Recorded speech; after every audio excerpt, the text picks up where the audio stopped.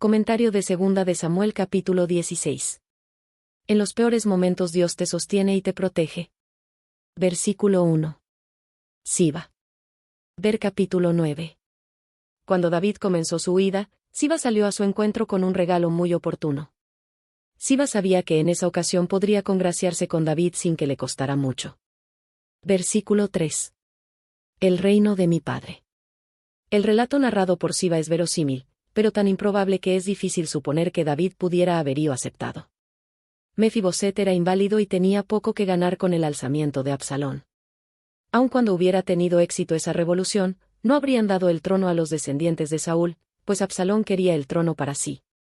Posiblemente Siba inventó el relato para lograr algunas concesiones de David. Versículo 4. Todo lo que tiene. Es evidente que el relato de Siba era una vil calumnia contra su amo, pero David lo creyó y dio a Siba la recompensa que buscaba. Fue completamente injusto que David le quitara la propiedad a Mefiboset sin escuchar su versión del relato, pero con la ansiedad y preocupación de la huida solo pensó en la ayuda que le ofrecía Siba. Versículo 5. Bahurim. Una aldea en el camino de Jerusalén al Jordán, ver capítulo 3, 16, la Ratio Umim de nuestros días, directamente al este del monte Scopus. Simei. Simei era benjamita. Muchos miembros de esta tribu, aunque vivieron sometidos cuando David gobernaba, siempre estuvieron listos para volverse contra él cuando se presentaba la oportunidad. Simei no había manifestado antes, en ninguna manera, que era desleal a David, pero tan pronto como a éste le hirió la adversidad, Simei se mostró tal como era. Antes había honrado a David, ahora lo denigraba y maldecía. Un espíritu tal es inspirado por Satanás, el cual se deleita en atormentar a los que ya sufren una desgracia. Versículo 6. Arrojando piedras. El camino puede haber seguido a lo largo de un angosto precipicio, con Simei a un lado y David y sus hombres al otro, ver el versículo 9, cuando Abisai pidió permiso para pasar.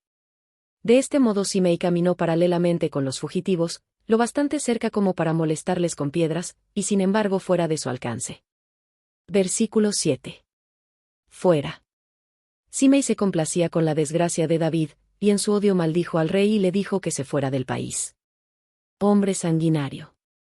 Cuando David deseó construir el templo, el Señor le dijo que no se le permitiría hacerlo porque él había derramado mucha sangre y había hecho grandes guerras. Primera de Crónicas 22, 8.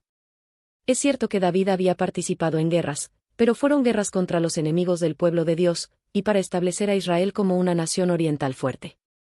Las guerras de David de ninguna manera demuestran que él fuera implacable o sanguinario.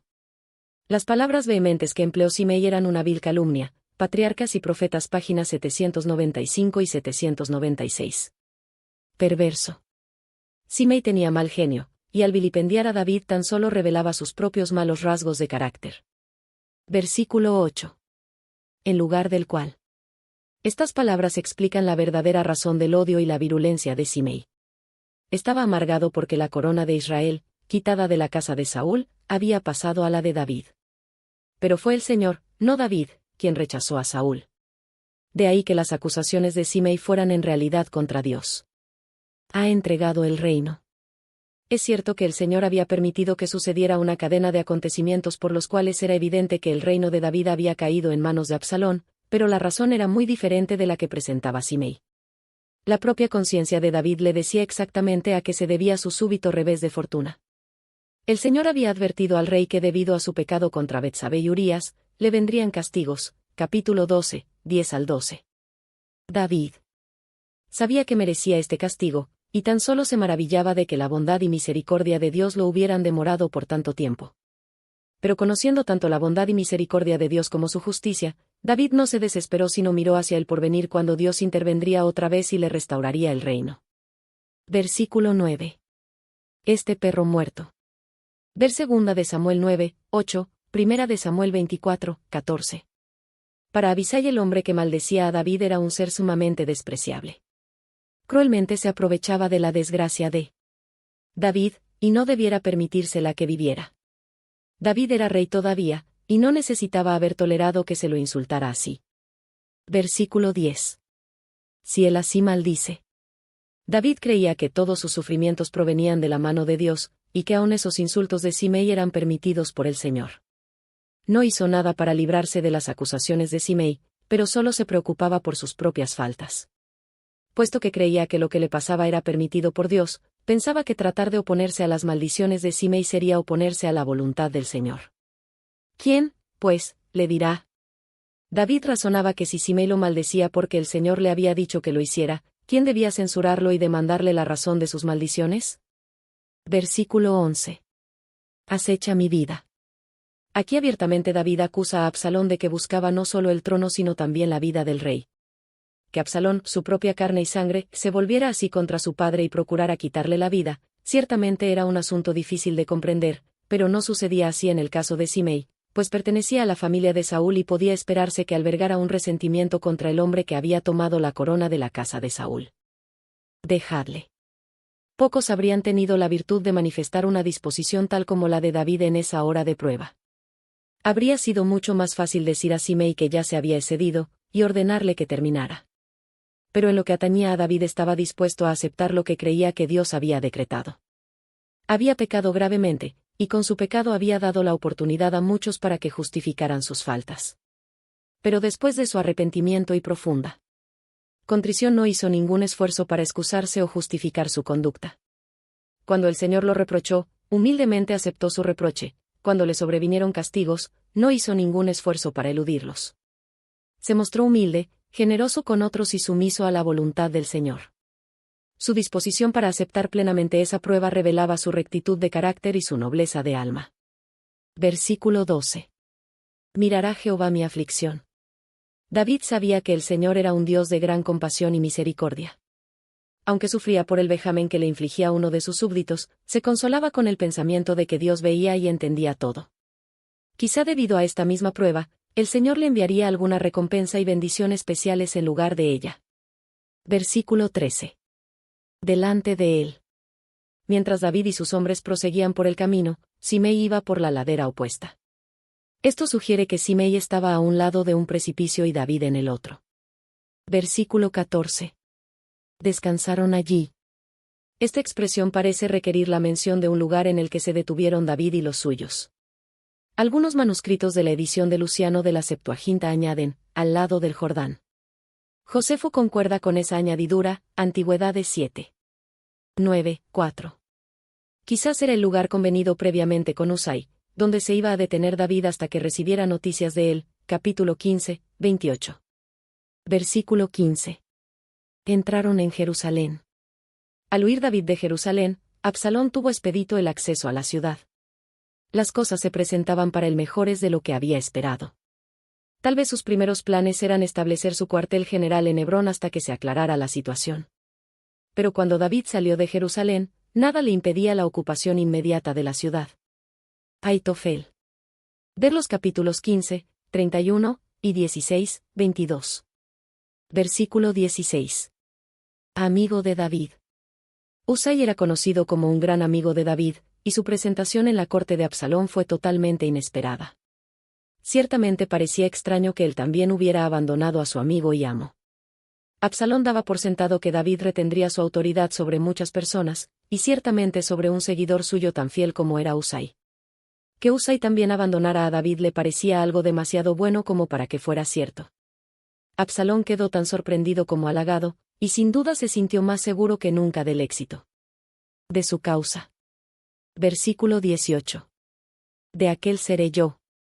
Las palabras de Usai implican que era leal a algo más elevado que un mero individuo. En primer lugar era fiel a Dios, y después al pueblo de Israel.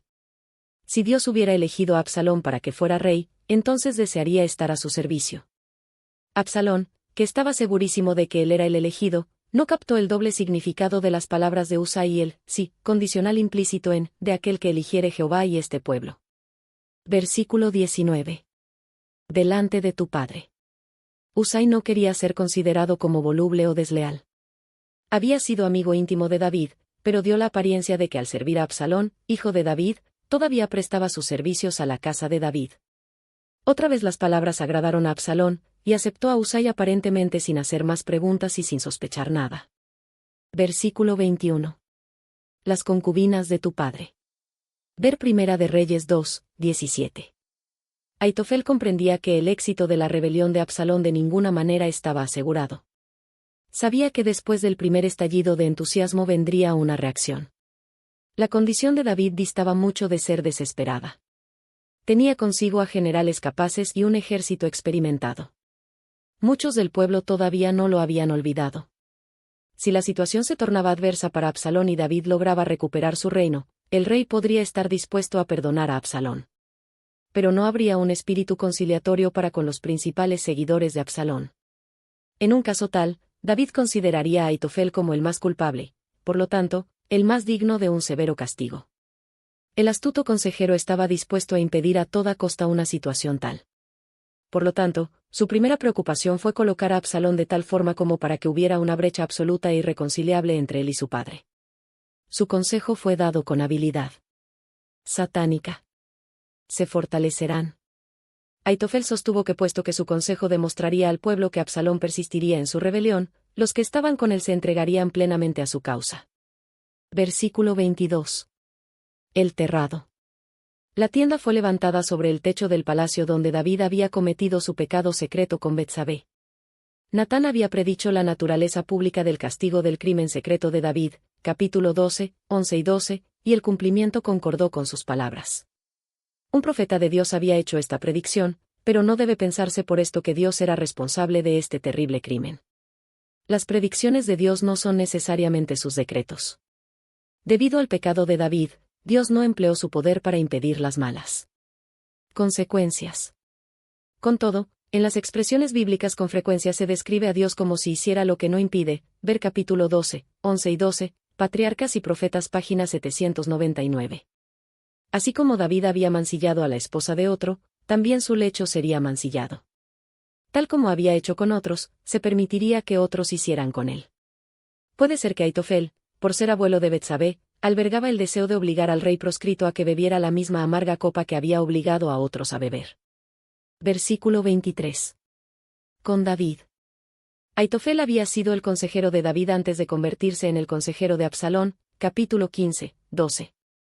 Había disfrutado de alta estima por su sabiduría, pero al poner a un lado la conciencia, comenzó a recurrir a cualquier medio para lograr sus fines. Como consejero de Absalón fue sutil y astuto.